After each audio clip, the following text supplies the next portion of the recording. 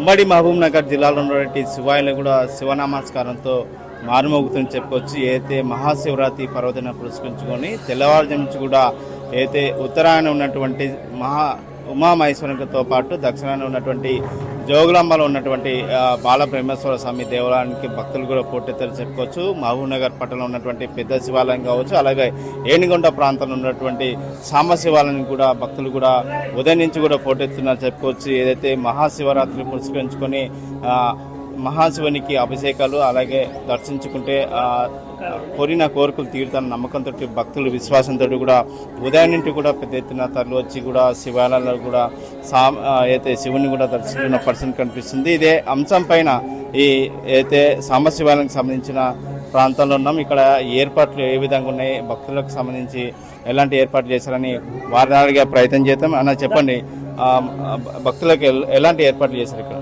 మహాశివరాత్రి సందర్భంగా మీడియా మిత్రులకు, వచ్చే పబ్లిక్ భక్తులకు అందరికీ కూడా మహాశివరాత్రి శుభాకాంక్షలు.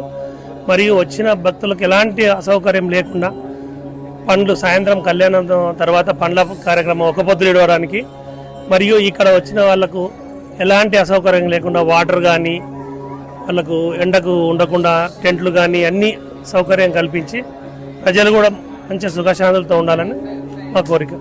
సాయంకాలం ఎలాంటి కార్యక్రమాలు చేస్తారు? ఇంకా సాయంకాలము 5 గంటలకు శివపార్వతుల కళ్యాణం ఉంటుంది, ఉత్సవం ఉంటుంది, ఊరేగింపు ఉంటుంది. ఊరేగింపు తర్వాత వాళ్ళ పండ్లు పంపే కార్యక్రమం ఉంటుంది. అందుకని సాయంత్రం భక్తులు అధిక సంఖ్యలో పాల్గొని జయప్రదం చేయాలని మా యొక్క మనవి.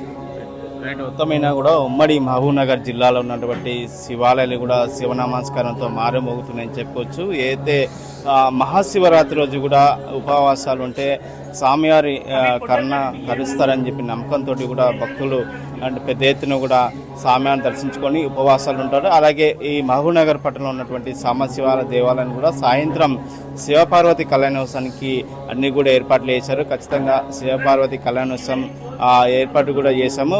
భక్తులకు ఎలాంటి ఇబ్బందులు కలగకుండా కూడా మంచినీటి వసతి కాబట్టి పూర్తిగా ఏర్పాటు చేశాము. శివపార్వతి కళ్యాణోత్సవానికి పెద్ద ఎత్తున తరచి భక్తులకు అన్ని వసతులు కూడా ఏర్పాటు చేశామని తెలియజేసిన పరిస్థితి కనిపిస్తుంది. వీడి జర్నలిస్ట్ శివతో రామకొండ, మెగా 9 టీం, మహబూబ్ నగర్.